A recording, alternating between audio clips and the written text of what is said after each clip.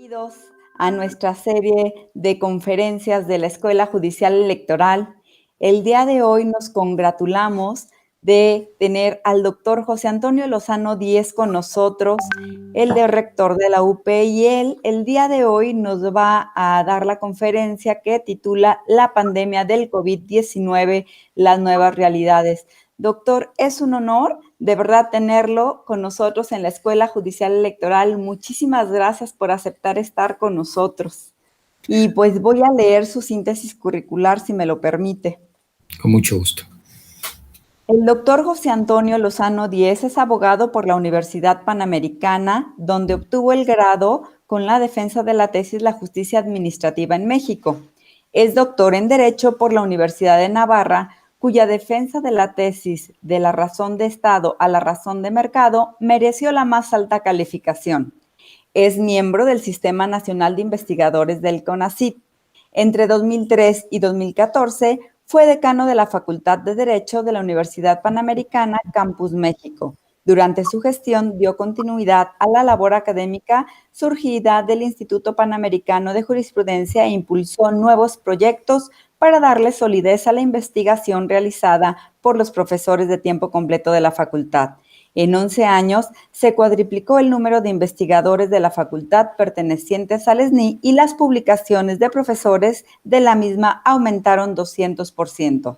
Este trabajo de exigencia en la investigación se reflejó en la calidad del programa de licenciatura y de los posgrados.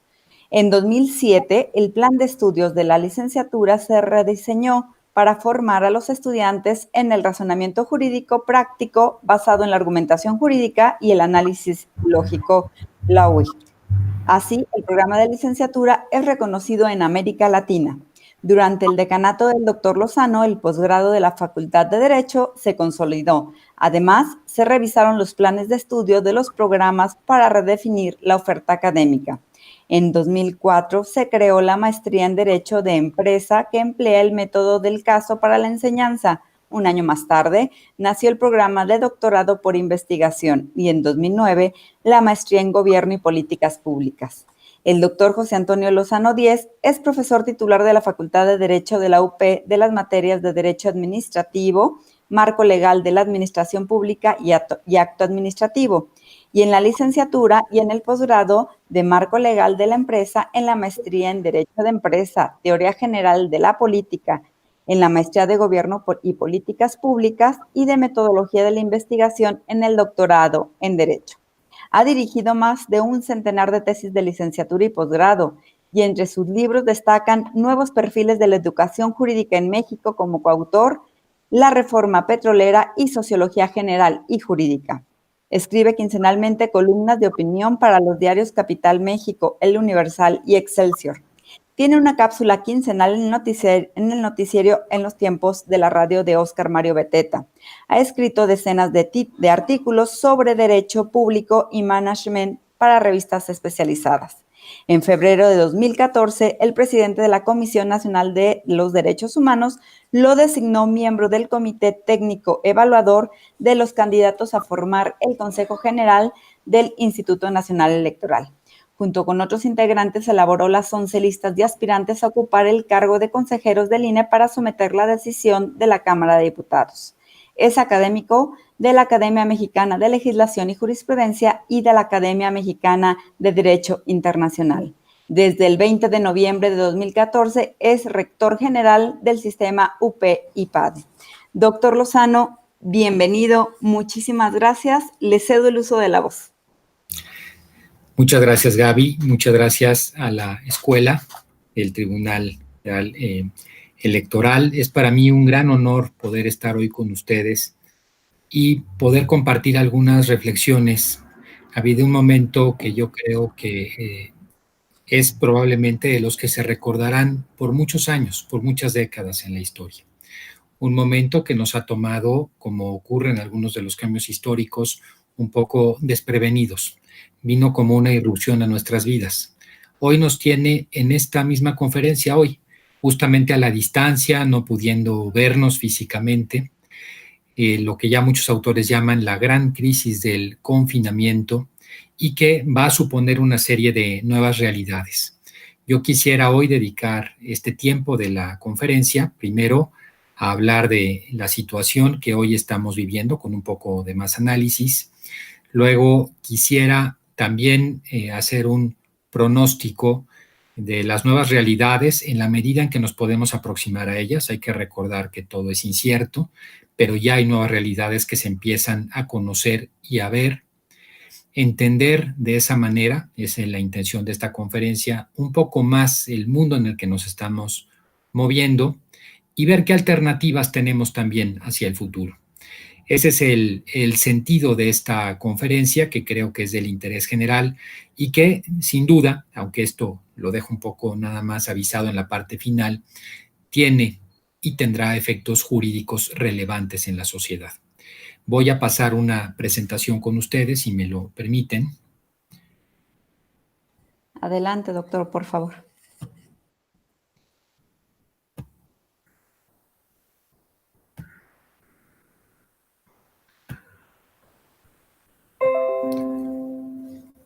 Aquí estamos. Sí, ahí está. Muy bien. Entonces,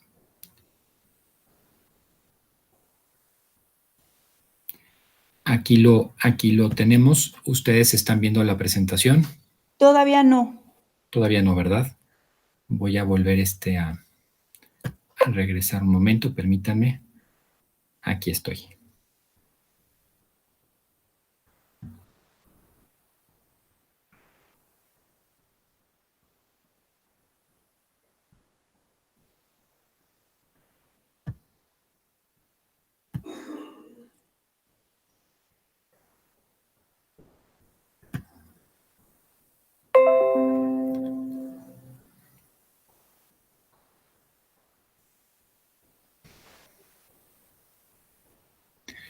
Ahora sí, ya se ve, doctor. Bien, perfecto.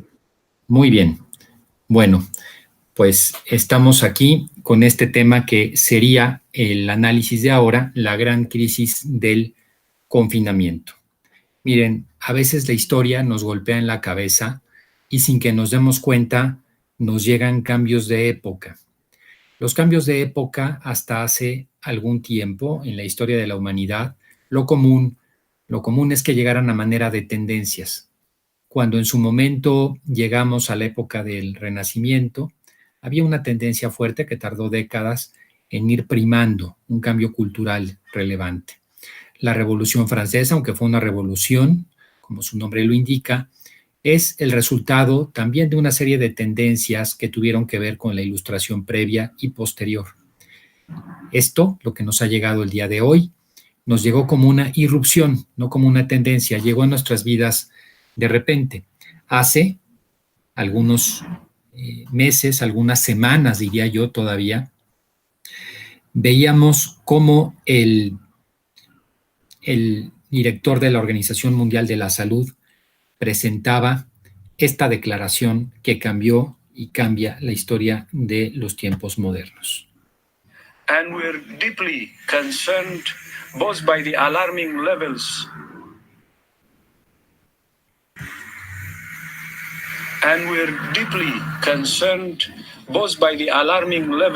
of spread and severity and by the alarming levels of inaction. We have therefore made the assessment that COVID-19 can be characterized as a pandemic. Pandemic is not a word to use lightly or carelessly. It's a word that, if misused, can cause unreasonable fear or unjustified acceptance that the fight is over, leading to unnecessary suffering and death.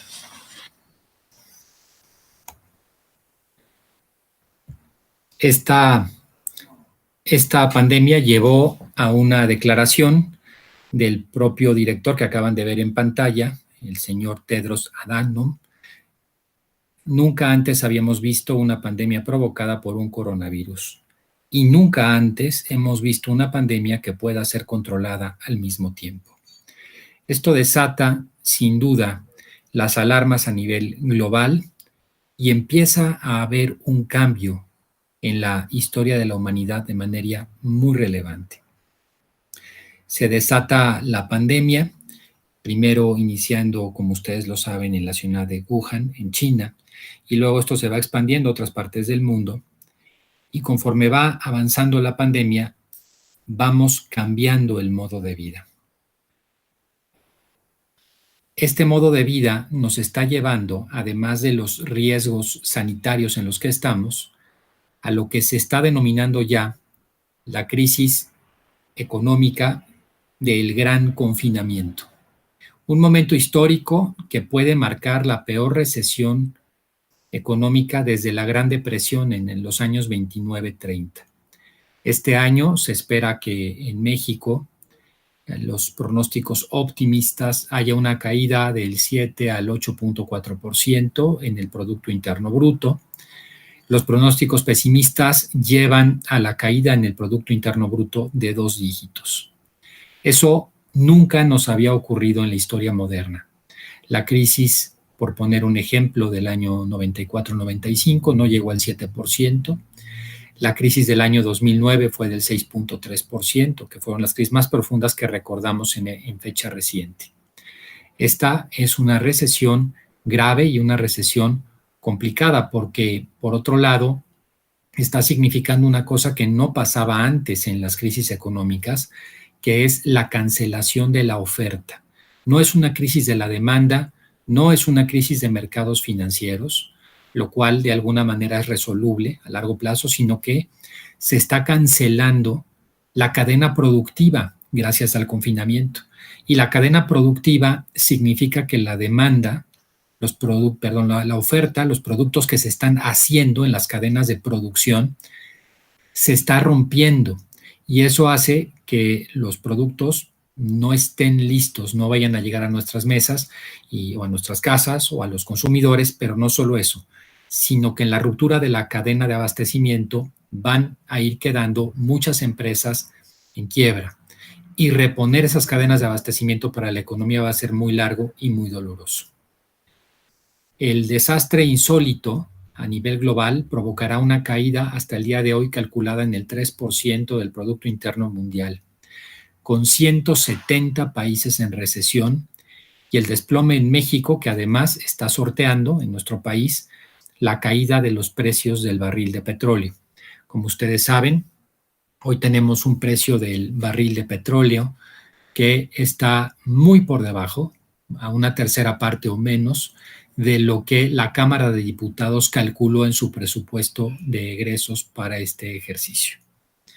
Esto realmente implica que estamos viviendo un momento de una transición dolorosa, una crisis profunda que no se va a quedar solamente en un paso de unos meses, sino que de alguna manera pareciera que va a tener un impacto por el siguiente tiempo, por los siguientes años. Hay una frase famosa de Lenin que dice o decía que hay décadas en las que no pasa nada, pero hay momentos en la vida en los que pasa una década. Eso es lo que nos está ocurriendo. En el transcurso de los meses de febrero a inicios de mayo, el mundo ha tenido una intensidad de cambios y de noticias como no lo había experimentado desde las grandes guerras, y quizás aún más que eso. Hace mucho tiempo uno podría decir, oye, pero pues hubo otras pandemias también en el mundo. Y es verdad, y fueron pandemias probablemente peores que esta. La gripe española, que recordamos aquí en la Ciudad de México como una crisis terrible de inicios de siglo, todavía en pleno periodo revolucionario, fue una crisis que dejó muchos más muertos, y porcentualmente no se diga, si hiciéramos una comparación con esta crisis del COVID-19. Las circunstancias económicas, las circunstancias sanitarias fueron terribles.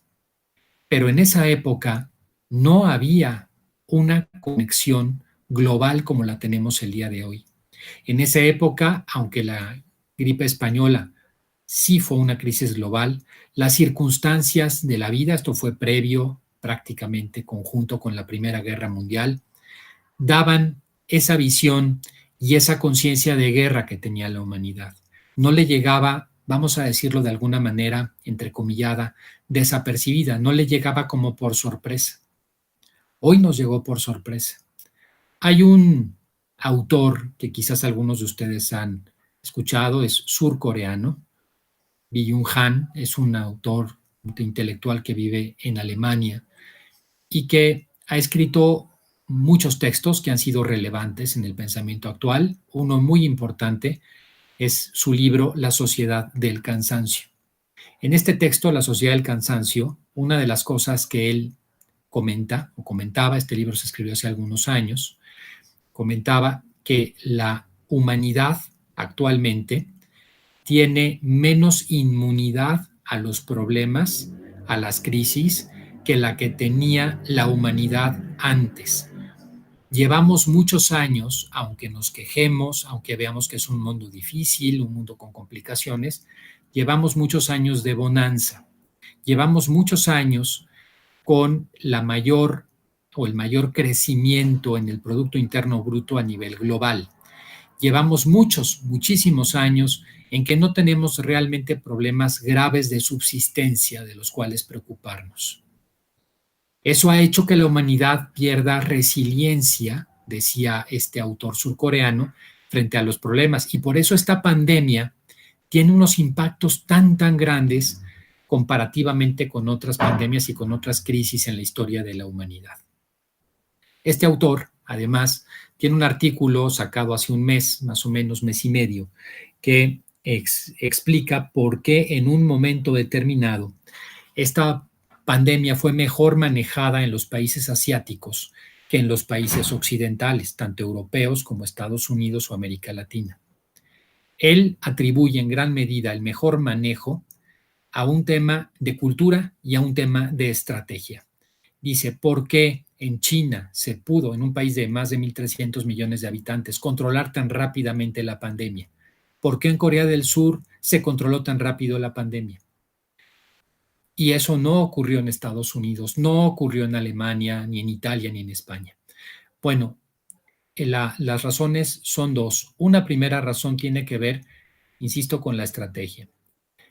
El mecanismo o la tecnología que hoy hay en países como China es impresionante y hace que acudan más a la tecnología para tratar esta pandemia que a otros mecanismos regulatorios. Por ejemplo, en China, país, hay poco más de 200 millones de cámaras.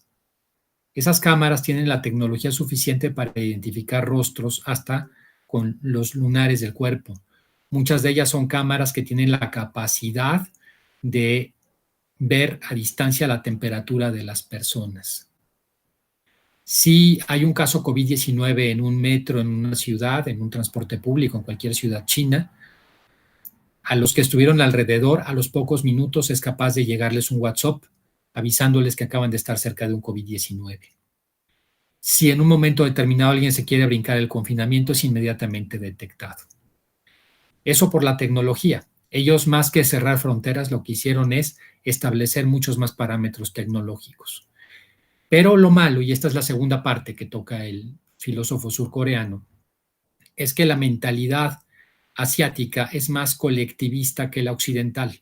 La mentalidad occidental, la que nosotros tenemos, es más individualista. Y eso lo que ha traído como consecuencia es que, de alguna manera, nosotros, de alguna forma, cubramos o defendamos mejor nuestras libertades individuales. Para los chinos, para los coreanos, en general para los asiáticos que vienen de esta filosofía de vida, no les importa mucho el compartimiento de datos personales. No les importa que la cámara sepa exactamente a qué hora estuvieron y en dónde. A nosotros sí nos importa, porque esa es parte del basamento de nuestro sistema constitucional. Es parte del basamento de nuestra filosofía básica. Y este es uno de los temas que hoy están también en la puerta. Resulta que uno de los países que quizás expresan menos bien o de manera peor las libertades a nivel grupal, que expresa menos que otros países lo que debería ser un país verdaderamente democrático, fue el país más eficaz para poder enfrentar, como lo es China, como lo ha sido China, la pandemia. ¿Ha logrado controlarla con mayor fuerza? Sí, pero eso está en la balanza también con el otro tema que son las libertades. Y aquí viene otro tema, además del económico, que se nos viene encima, que es esta discusión o este debate que vamos a empezar a tener pronto entre la eficacia gubernamental y el respeto a las libertades individuales. Pero vuelvo ahora con el tema económico.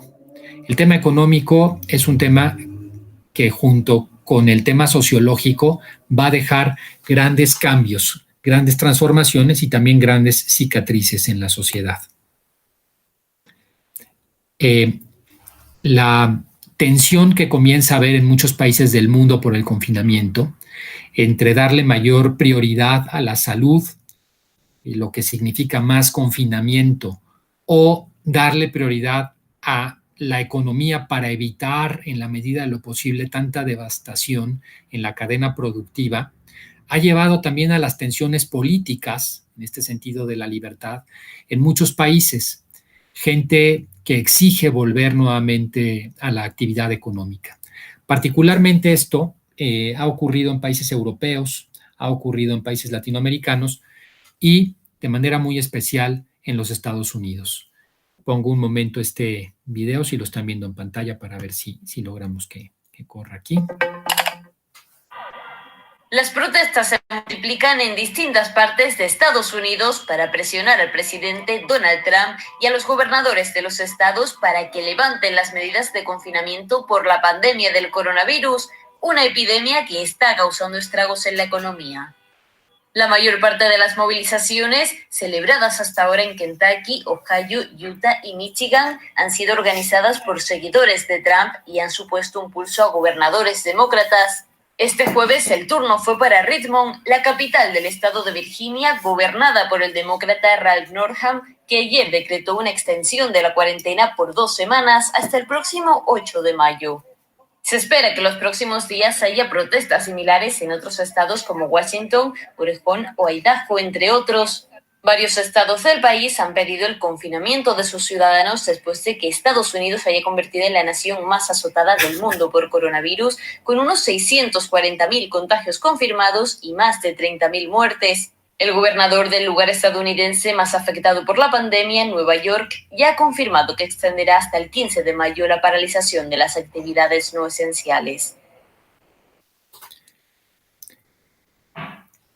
Bien, pues como pueden ustedes ver, estamos pasando por un periodo de gran tensión, un periodo para el que los gobiernos no estaban preparados, un periodo en el cual las circunstancias de enfrentamiento en cada país han sido distintas, las respuestas de cada gobierno han sido distintas y los impactos en la economía también están siendo distintos.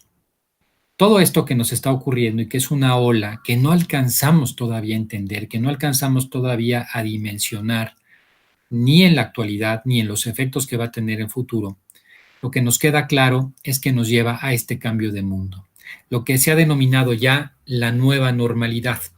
La normalidad que nos espera una vez que hayamos pasado los picos de la pandemia en muchos países del mundo.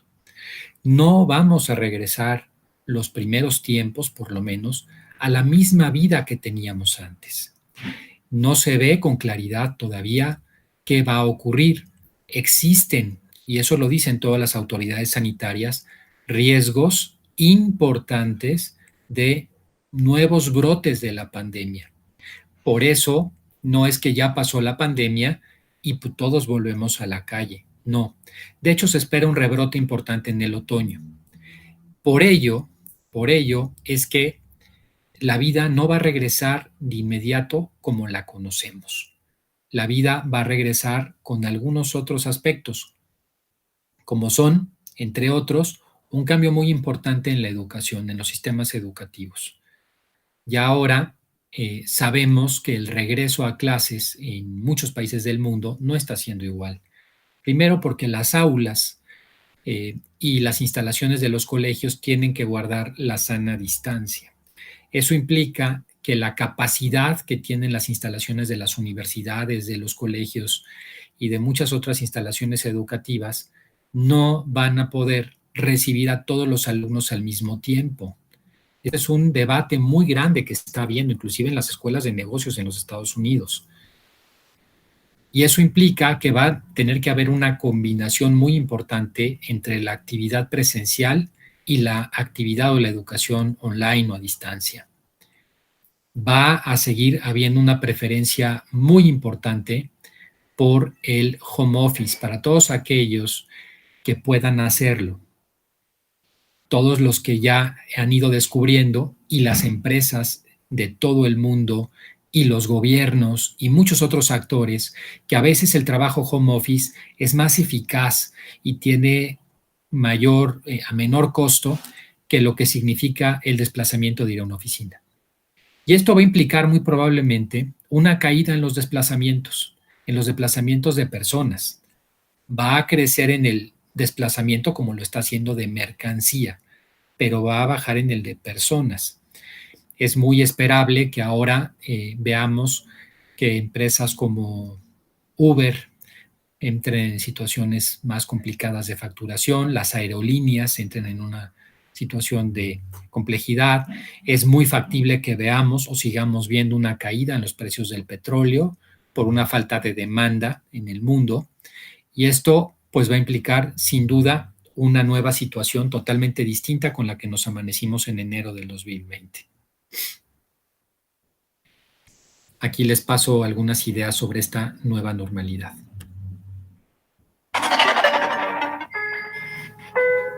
Algunos países como España, Francia y Italia se listan para salir del confinamiento causado por el coronavirus el próximo mes.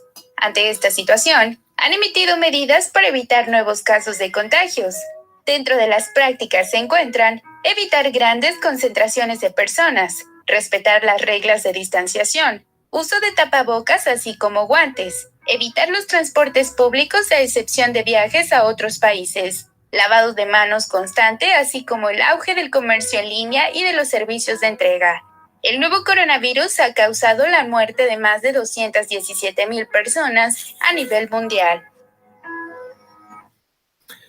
Bueno, pues esta situación que estamos pasando nos lleva a puntos, ahora ya voy a entrar después de la descripción de lo que nos ha tocado, a puntos de mayor análisis que yo quisiera compartir con ustedes el día de hoy. Puntos que nos intentan explicar un poco más en qué momento de la historia nos encontramos. Ya tiene tiempo que muchos autores, muchos pensadores venían insistiendo en que estamos cambiando de época histórica.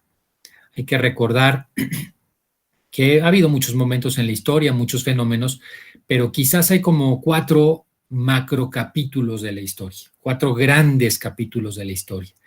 La prehistoria, que duró millones de años, hasta que empezó a surgir la civilización, hasta que el hombre fue racional, y comenzaron las primeras civilizaciones como Babilonia, como los fenicios, y ahí se dice que lo que surge es la nueva época histórica, que es la antigüedad. La antigüedad termina con la caída del Imperio Romano de Occidente, la caída de Roma. Y una vez que cae Roma, inicia la Edad Media. La Edad Media duró 1000 años y termina más o menos en la época del Renacimiento, en el que surge la época moderna, la época nuestra. Nosotros somos hijos de la modernidad.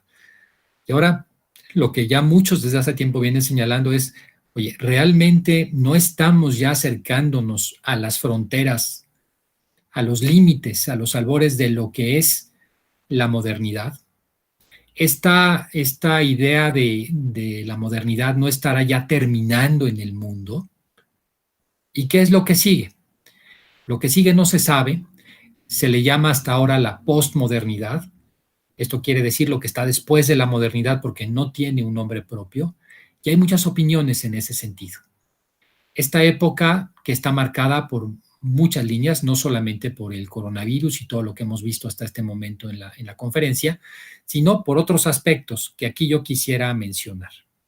El primero es que en los últimos años, probablemente los últimos 25, 30 años, la humanidad ha venido teniendo un enorme crecimiento en complejidad. es una humanidad, es una nueva situación cada vez más difícil de comprender. Aquí utilizo la palabra comprehender con H intermedia, de poder captar qué está pasando en el mundo. Se ha vuelto tan complejo que es muy difícil de entender. Hoy, muy pocas personas son capaces de explicar qué va a ocurrir. Yo creo que nadie. Ya no digo en 5 años, en 4, lo que va a ocurrir el próximo año, lo que va a ocurrir de aquí a fin de año. Hay muchísimos pronósticos políticos, muchísimos pronósticos económicos en sentido contrario, en una situación en la cual hay una incertidumbre total. Jürgen Habermas, ese famoso pensador del siglo XX, quizás de los grandes o de los más grandes que hubo en el siglo XX, ya veía venir este fenómeno de la complejidad y decía lo que va a suceder es que esa complejidad va a hacer que se nos salga de las manos, en un momento determinado el control de las cosas. Va a ser tan complejo que vamos a ser incapaces de procesar la realidad. Si ustedes lo piensan, hace todavía algunos años, no muchos, una campaña política, pues las redes sociales no tenían nada que ver, no se pensaba, las estrategias, toda la literatura de cómo hacer una campaña política, pues estaba reducida a trabajo en tierra o trabajo de base y algún trabajo en medios de comunicación y publicidad. No existían las redes sociales. Hoy una campaña política es impensable sin las redes sociales. La primera campaña política que se gana con redes sociales fue el primer periodo de gobierno, la campaña del 2008 del presidente Barack Obama en Estados Unidos. Esa fue la primera vez que hubo un tema de redes sociales. Hoy sabemos que no se entiende cómo ganó Trump la presidencia si no hubiera utilizado de manera activa las redes sociales. Este es un tema de la nueva complejidad. Cada vez más cosas, cada vez más dificultad para comprender el mundo que tenemos alrededor. Y es tanta la complejidad que eso nos ha llevado a una gran insuficiencia en las categorías políticas. Esas categorías que se crean en la modernidad después del XVI, pero sobre todo a partir del siglo XVIII, y que parten prácticamente el pensamiento político con todas sus ramificaciones en dos grandes núcleos. El pensamiento libertario, el pensamiento que básicamente defiende antes que nada a la libertad, tiene su enfoque en la libertad y que está identificado con lo que se le ha llamado la derecha, o el pensamiento igualitario, que lo que defiende es la igualdad y los derechos de las personas en equidad, que es básicamente el pensamiento de la izquierda. Esos dos pensamientos ya hoy han demostrado que no tienen simbólicamente ni materialmente los elementos para poder dar respuestas de futuro. La caída del muro de Berlín en su momento fue un golpe muy duro a la izquierda teórica de decir, oye, realmente esto es una solución de largo plazo, seriamente para salir adelante. La crisis del 2008-2009 de las hipotecas subprime, que es el resultado de una liberalización totalmente imprudente de los mercados financieros en Estados Unidos, nos lleva a que también la total libertad no es la solución para el futuro porque genera escenarios. En esos dos sentidos, Alfredo Cruz Prados, un filósofo político español actual, tiene un libro muy interesante, muy recomendable, que se llama Ethos y Polis, en el que habla mucho de estas limitaciones de las categorías políticas de la modernidad y propone regresar a algunas categorías básicas. Dice él, la democracia con la que nosotros nos encontramos en el siglo XXI, que es la democracia liberal, la democracia que se genera y desde el punto de vista teórico en el siglo XVIII, con toda la revolución constitucional, no es la misma democracia que se vivía en los orígenes de la democracia en Grecia o en Roma. Aquella democracia, la democracia clásica, era una democracia que veía más por la responsabilidad de las personas en los espacios públicos. No reducía la democracia a la arena electoral. La democracia actual deja en las manos del Estado una serie de funciones y se reduce más a la arena electoral. Entonces, en ese sentido, propone retomar esas categorías más holísticas y volver a proponer categorías, ya que las actuales son insuficientes. Otro de los problemas, que es un signo de la actualidad muy importante, es la insuficiencia que hay de las herramientas económicas. Hoy la verdad de las cosas es que no existe modelo económico alguno suficiente para poder enfrentar lo que se nos viene con la pandemia. Ni hay suficiente dinero en los estados para generar política fiscal que permita más o menos paliar los efectos económicos de la pandemia, ni las políticas monetarias son suficientes para incentivar la inversión. La verdad es que hoy esta idea de una economía basada en el individualismo total, esta idea de una economía basada solamente en un impulso a los mercados desde el Estado, los mercados funcionando solos, ya no ayuda, ya no da. Simplemente yo les doy un dato para entender México. ¿Qué tanta capacidad financiera puede tener el gobierno en México? Pues miren, el dato es muy revelador. En el año de 1988, el 80% del PIB de México, el 80% del PIB, lo manejaba o lo tenía el Estado. Acuérdense que en el año 88 la banca estaba nacionalizada, había cerca de 1,400 empresas de participación estatal mayoritaria, el Estado tenía muchos resortes financieros. El Estado representaba el 80% del PIB, con lo cual cualquier acción del Estado tenía un impacto enorme en el PIB. Hoy, y el 20% la iniciativa privada. Hoy se invirtió. Hoy la iniciativa privada tiene el 80% de la economía y el Estado o el gobierno tiene el 20% de la economía. En los finales de los años 80 de las exportaciones mexicanas, más o menos el 80-90% eran petroleras. Hoy no llegan al 7%, deben andar por el 5%. O sea, que realmente hoy que pensemos que un gobierno puede tener las herramientas sin la ayuda de la sociedad es muy complicado. Aquí, y lo mismo pasa en Estados Unidos, y lo mismo pasa en Europa, y prácticamente en cualquier país del mundo. Los gobiernos han reducido su porcentaje de tamaño en la economía total con relación al PIB. ¿A qué nos lleva toda esta situación de complejidad, de insuficiencia, en donde no tenemos ya herramientas para enfrentar la realidad? Donde las herramientas que teníamos nos están fallando, a un estado de confusión. Alejandro Llano, un filósofo español, también habla mucho de esto, ¿no? ¿Cómo se llega a un estado de confusión? Los antiguos textos de la historia de la humanidad siempre han hablado que el peor castigo del hombre es la confusión. Cuando no tienes un porqué, cuando no entiendes tu circunstancia, cuando no eres capaz de entender tu identidad misma. Y ese es el momento que estamos viviendo, de una gran confusión, lo que no nos permite tomar pues un camino, no nos permite tener una agenda de salida, porque pues no sabemos, no entendemos ni dónde estamos parados, pues menos vamos a saber cómo salir de esto. Y lo que se ha dicho mucho, yo aquí lo dejé al final para subrayarlo con rojo, que se ha acentuado con la pandemia, es que nosotros somos hijos de este tiempo que para muchos se le ha llamado el momento VICA. Nunca en la historia se había vivido un momento VICA como es ahora. ¿Qué es el momento VICA? VICA son las siglas de 4 palabras. El momento de la mayor volatilidad, lo que era noticia y hashtag hace media hora ya no lo es. Enorme volatilidad. De una gran incertidumbre, de ahí la I, lo hemos venido diciendo, hoy nadie es capaz de ver lo que va a suceder.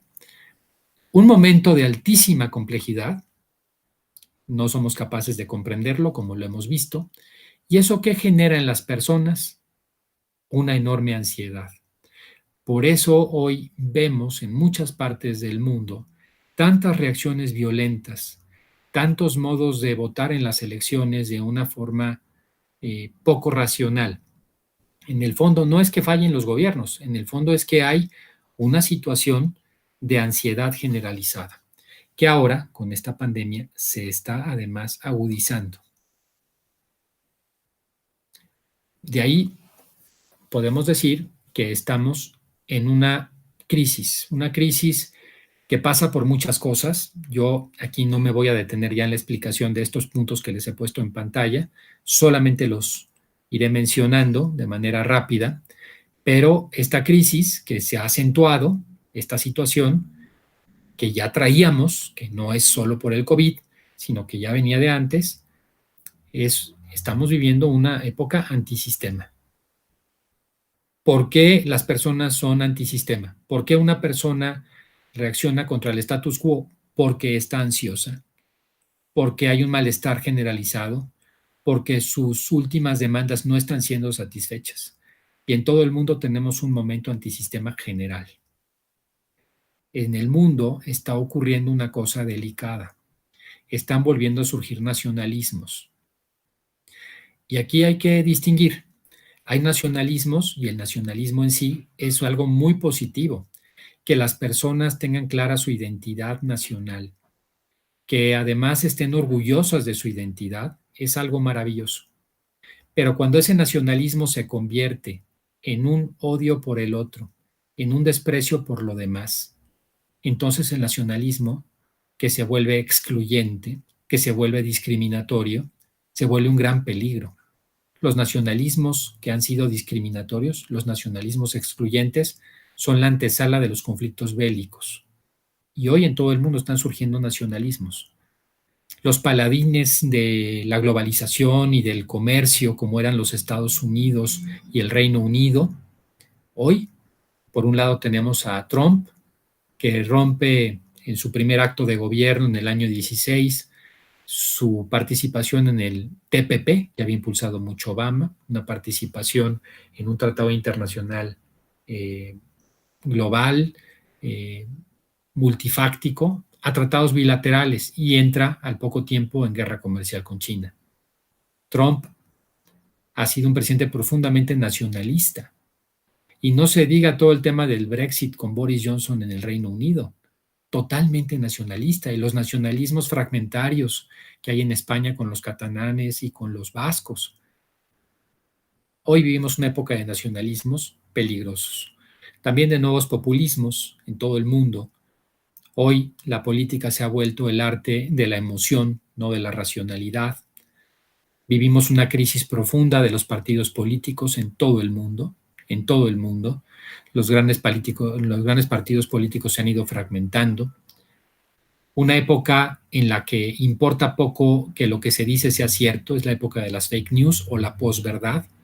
Una época en que lo que importa es generar esas emociones. Y eso nos va llevando a un tema que yo aquí quisiera dedicarle un par de minutos, que es esto que puse ahí de hiperdemocracia disfuncional. Este término, hiperdemocracia disfuncional, no es un término mío, es un término que tomo de un autor de principios del siglo XX, un gran intelectual español, que era José Ortega y Gasset. José Ortega y Gasset escribió en la prensa en España, cuando iniciaba el siglo XX, una serie de ensayos que luego se juntaron y de ahí se construyó un libro con esos artículos periodísticos.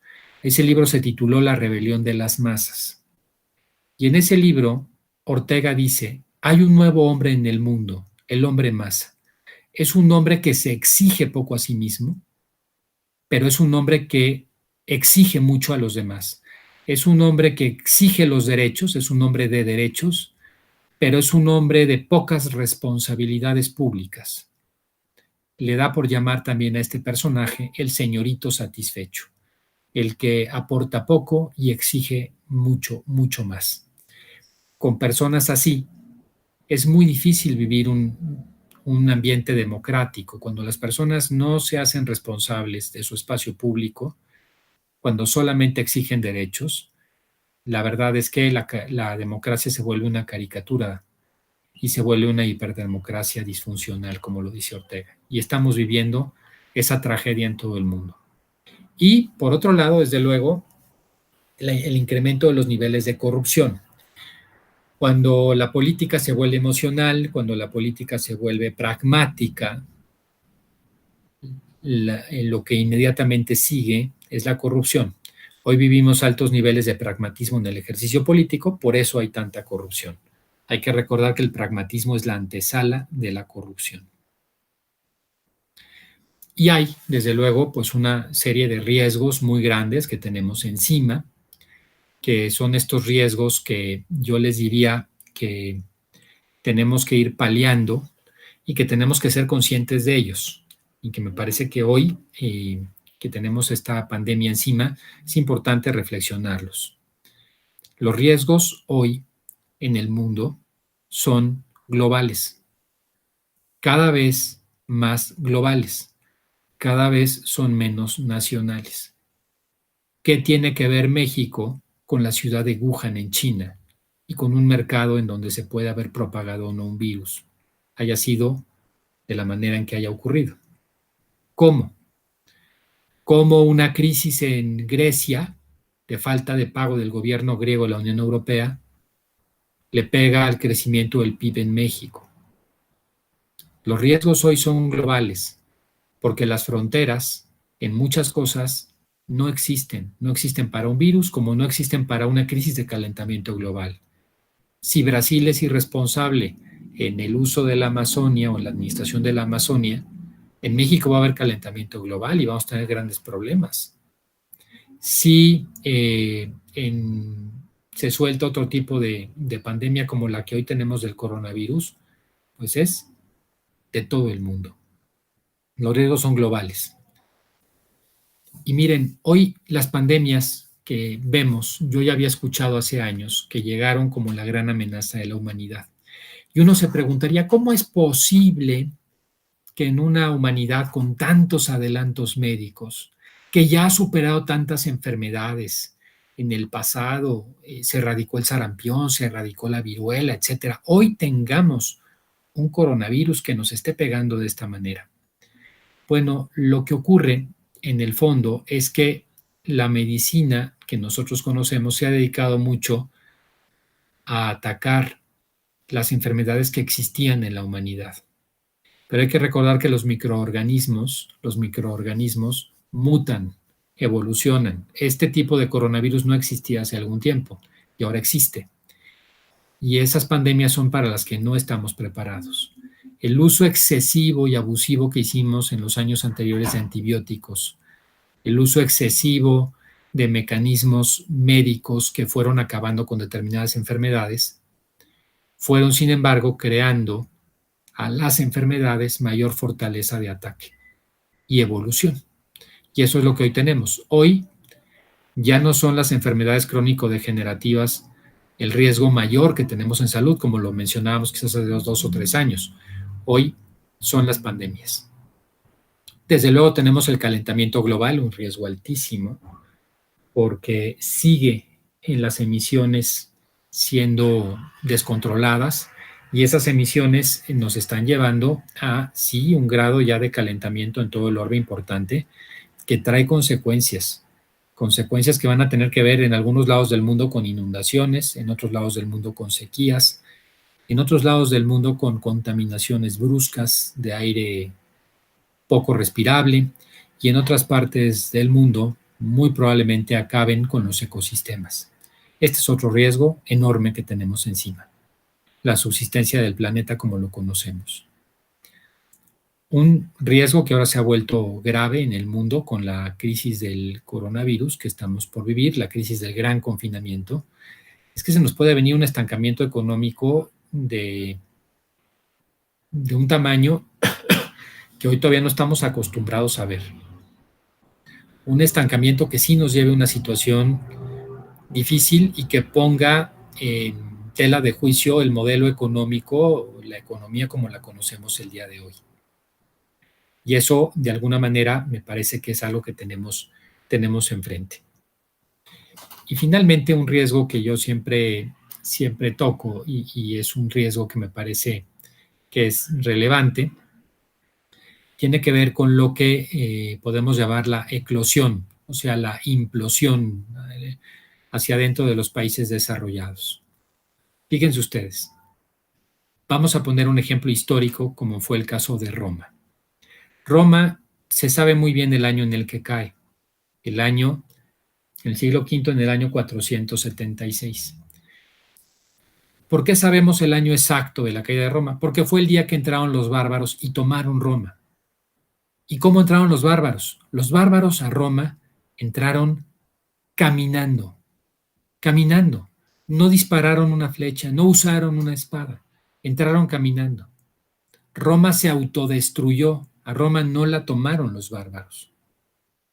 ¿Cómo se autodestruyó? A través de un proceso largo en el tiempo histórico de decadencia.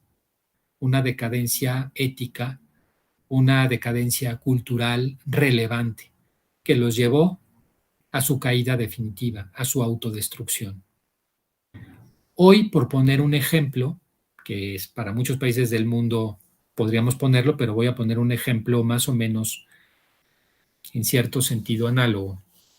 Vamos a tomar el ejemplo de nuestro vecino del norte de Estados Unidos. Estados Unidos inicia con una fuerza impresionante. De ser 13 colonias perdidas del Reino Unido allá por la costa este-norte de lo que hoy es el territorio norteamericano, de no tener nada, de ser pobres, pasan a ser la potencia número 1 del mundo. ¿Qué los llevó a eso? Cuando ellos se independizan, no tenían dinero, estaban en la quiebra económica total, y John Adams, que fue el segundo presidente de Estados Unidos, se fue a Holanda a pedir un préstamo. Ahí estaban los grandes banqueros de la época, en Ámsterdam. Y cuando llega John Adams a hacer esas peticiones, pues resulta que se reían de él, pero ¿cómo se les ocurrió a ustedes darse de Inglaterra? Están locos. ¿Cómo se les ocurrió? Y los veían para abajo. Y sin embargo tuvieron la visión grande para poder construir ese país, basados, entre otras cosas, en una gran confianza en el futuro, basados en la migración, en esa confianza, pero también y principalmente en un nivel, en un estándar ético altísimo. Hay que recordar que los primeros americanos, los pilgrims, básicamente eran puritanos y tenían un altísimo concepto de la ética. Si uno lee algunos de los textos de los padres fundadores de Estados Unidos, también padres del constitucionalismo, como Thomas Jefferson, como Benjamin Franklin, el propio George Washington, van a ver una valía de personajes enorme y una cantidad de valores enorme detrás que reflejan una sociedad. Y hoy lo comparamos con lo que está pasando en los Estados Unidos. Si comparáramos la cultura de los padres fundadores, hoy la serie con más temporadas en televisión en los Estados Unidos es Los Simpson. ¿Qué es lo que refleja Los Simpson, esa caricatura, esa serie de televisión? Pues una enorme decadencia social, justamente contrario a lo que veíamos en los Estados Unidos de finales del 18. Esa diferenciación tan grande, tan relevante, pues nos lleva a ver la evolución que ha tenido hacia la decadencia. Si nosotros viéramos esos principios, el principio ético que llevó a Estados Unidos a ser grande, pues hoy está en el suelo. Si viéramos el principio migratorio, pues hoy están cerrando las fronteras. Si viéramos esa confianza hacia el futuro, si hay un país con miedo al futuro, es Estados Unidos. Entonces, esto que pasa en Estados Unidos, que está pasando en muchos países europeos, nos lleva a pensar que puede haber una eclosión en estos países, que puede haber una especie de derrumbamiento hacia adentro, una especie de autodestrucción por decadencia, que es un riesgo importante también que tenemos hoy en la humanidad. Ante estos riesgos, ¿qué nos quedaría a nosotros? Hay distintas salidas, ya hoy no me da mucho tiempo de tocarlas con detalle, pero yo diría, la salida está en el hombre, la salida está en regresar a apostar por la persona, a regresar a apostar por la ética social y en regresar a apostar por el encuentro solidario social. Entender que las sociedades se basan no en el individualismo, sino que el hombre es un ser social por naturaleza, como lo definió en su momento Aristóteles, el zoon politikon. Hasta aquí ya para no seguir aburriéndolos, los dejo con estas ideas, Gaby, y voy a pasar a ver si tienen algunas preguntas de quienes nos estén escuchando. Doctor, muchísimas gracias, excelente conferencia, tiene muchas felicitaciones y también preguntas a las cuales nos unimos estas felicitaciones. de estas nuevas realidades que tendremos ahora después de, digamos, que pase la parte del confinamiento de la pandemia. Y bueno, pues paso a las preguntas, doctor. José Ramón Narváez dice, ¿de qué manera se podría involucrar a la sociedad civil y a las universidades para paliar la crisis?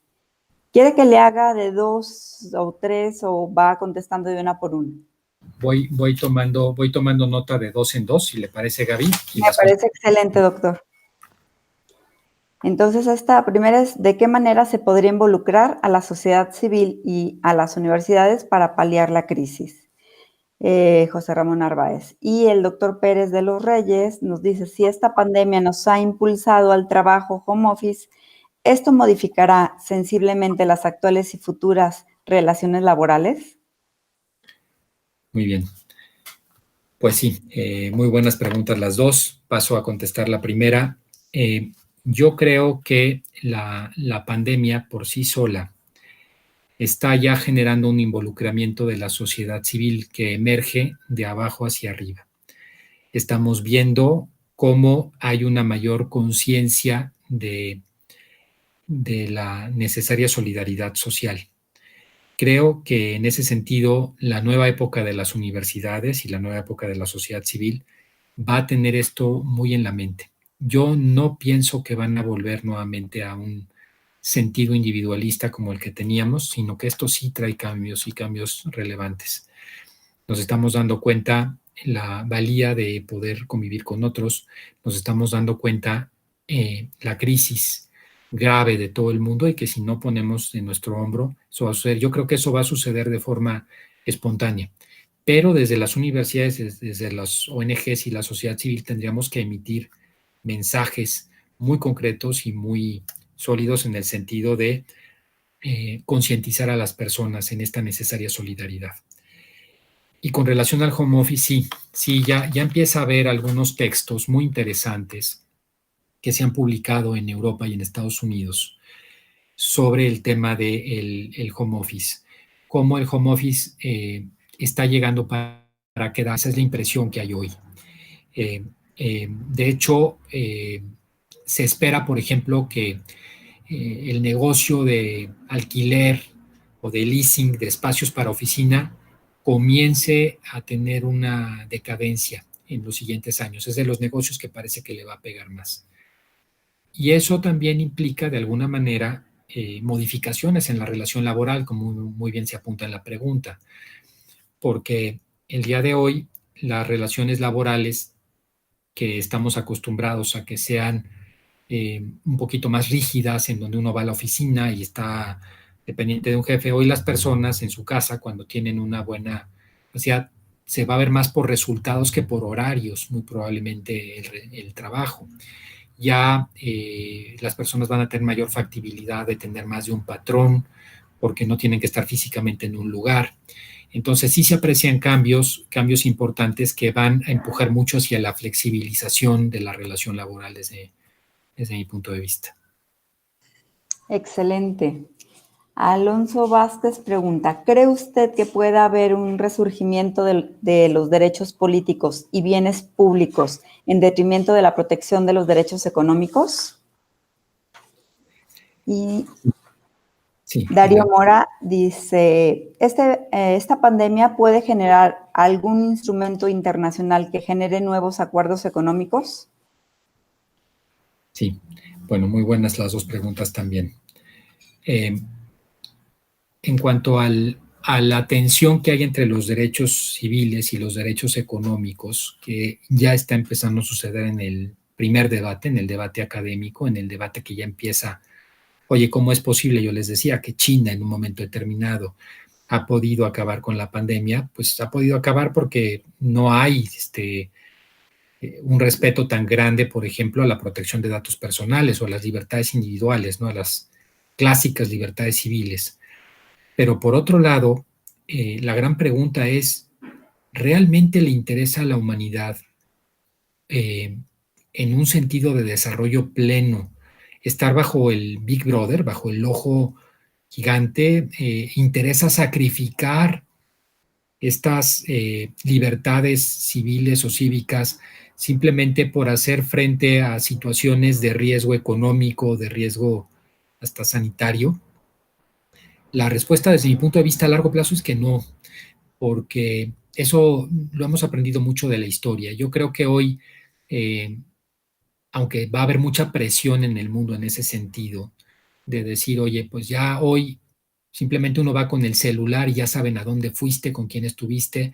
Ya hoy los tenedores de la información, las grandes compañías, saben más de ti que tú mismo. ¿Cuál es tu árbol de decisiones? ¿Cuáles son tus preferencias? Y eso, pues, es un atentado a las libertades civiles, ¿no?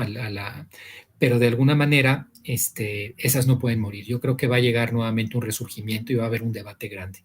Este es un debate que yo creo que en los siguientes años vamos a empezar a ver en todo el mundo.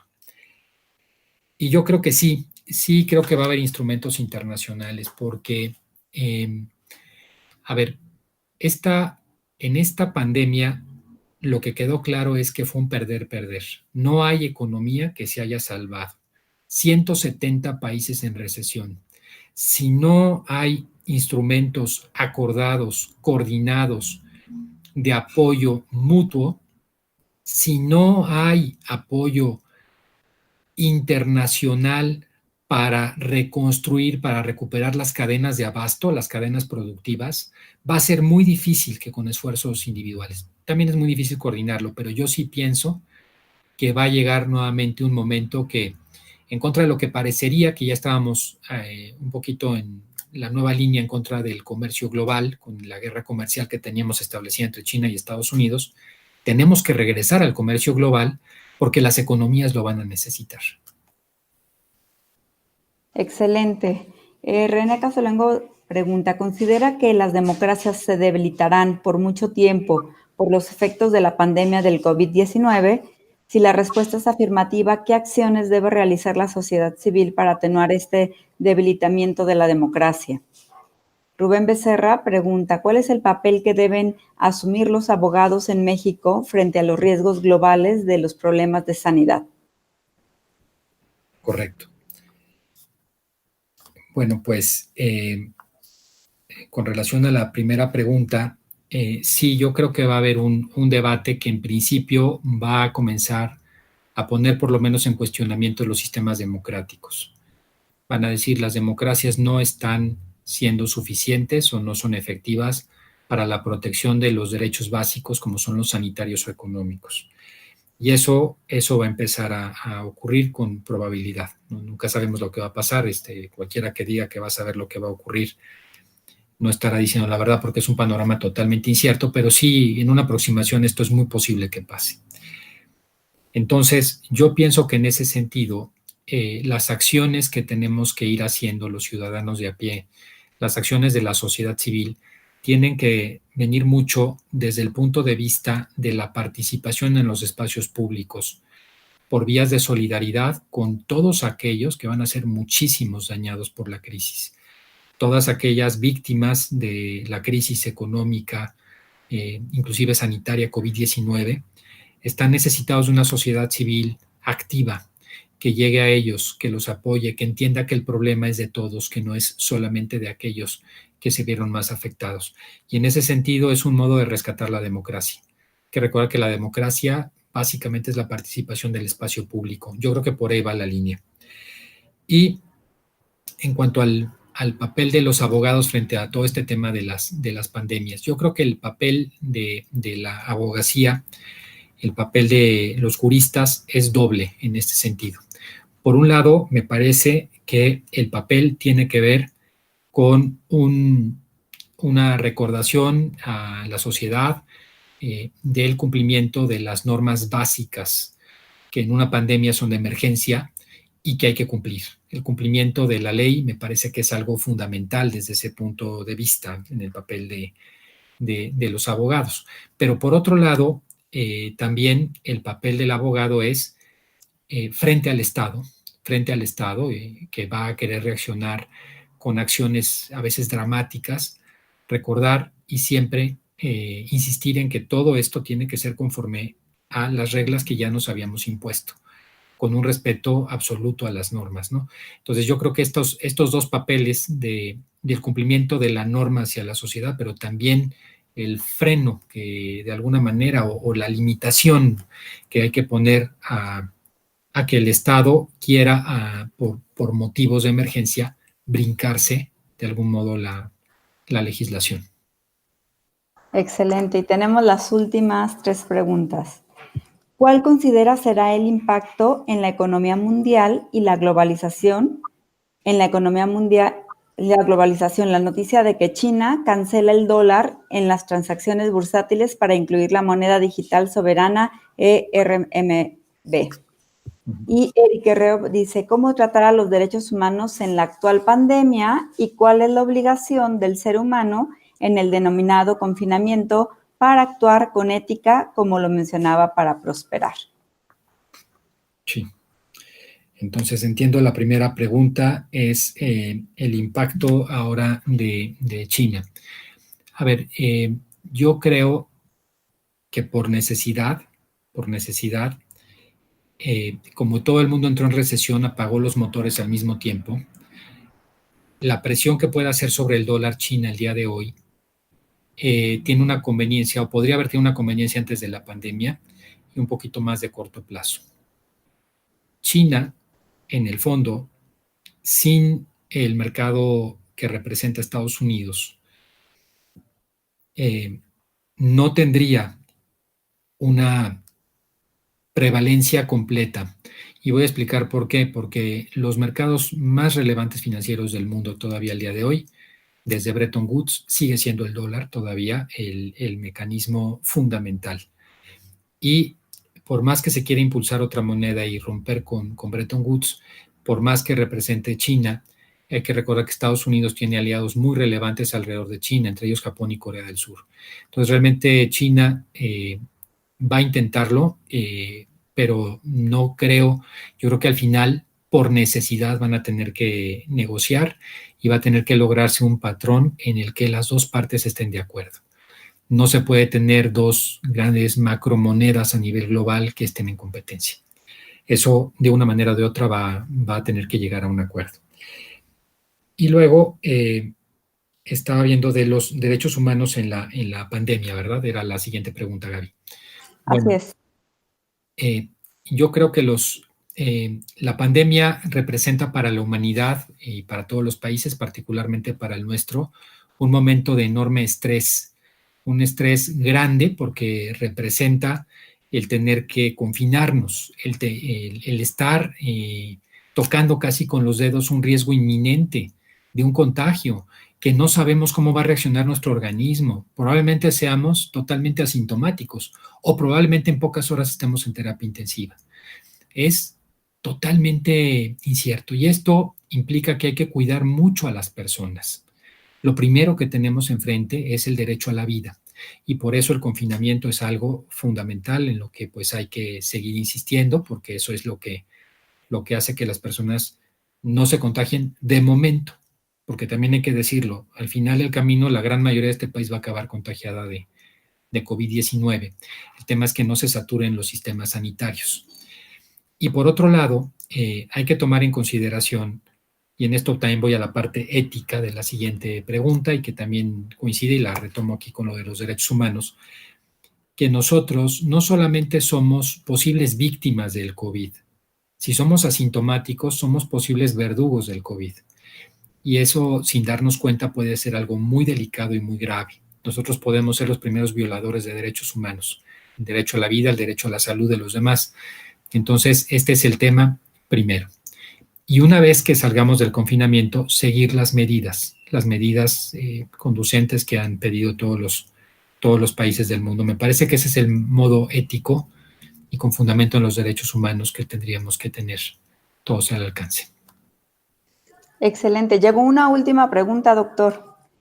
Dice, al no haber movilización de personas, petróleo a la baja, office leasing a la quiebra y la captación fiscal va a ser deficiente o mínima, ¿de qué forma el gobierno tendrá capacidad financiera? Uy, es una gran pregunta.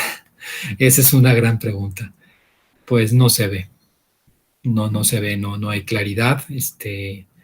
lo quiero decir con todas sus letras, no está claro, no se ve por dónde pueda ser la capacidad financiera del gobierno. El gobierno tiene todavía algunos remanentes este año de los que puede echar mano. Todavía quedaba la mitad del fondo de contingencia, que él tiene uso directo y libre del fondo de contingencia.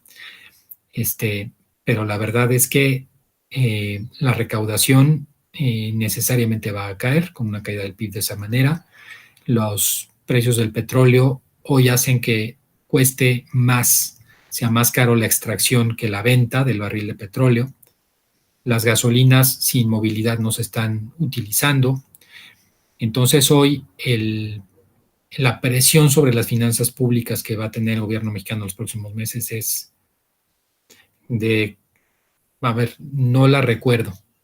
Así de fácil. O sea, no, estos números, si hiciéramos, ahorita yo les hablaría de números concretos, no la habíamos tenido ni siquiera en la crisis del 82, que fue una crisis de finanzas públicas, ni en ningún momento de la historia que yo recuerde a este nivel.